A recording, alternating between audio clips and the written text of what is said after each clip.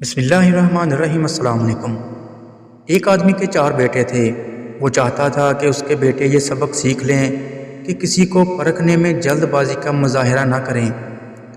لہٰذا اس بات کو سمجھانے کے لیے اس نے اپنے بیٹوں کو ایک سفر پر روانہ کرنے کا فیصلہ کیا اور دور دراز علاقے میں ناشپاتی کا ایک درخت دیکھنے کے لیے بھیجا۔ ایک وقت میں ایک بیٹے کو سفر پر بھیجا کہ جاؤ اور اس درخت کو دیکھ کر آؤ۔ باری باری سب کا سفر شروع ہوا۔ پہلا بیٹا سردی کے موسم میں گیا، دوسرا بہار میں، تیسرا گرمی کے موسم میں اور سب سے چھوٹا بیٹا خزاں کے موسم میں گیا۔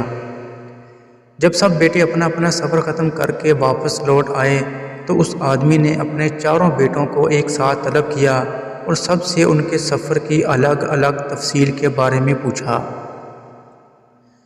پہلا بیٹا جو جاڑے کے موسم میں اس درخت کے دیکھنے گیا تھا، اس نے کہا کہ وہ درخت بہت بدصورت، جھکا ہوا اور ٹیڑھا سا تھا۔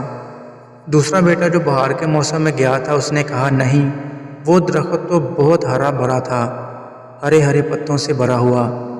تیسرا بیٹا جو گرمی کے موسم میں گیا تھا، اس نے ان دونوں سے اختلاف کیا کہ وہ درخت تو پھولوں سے بھرا ہوا تھا اور اس کی مہک دور تک آ رہی تھی، اور یہ کہ اس سے حسین منظر اس نے پہلے کبھی نہیں دیکھا تھا۔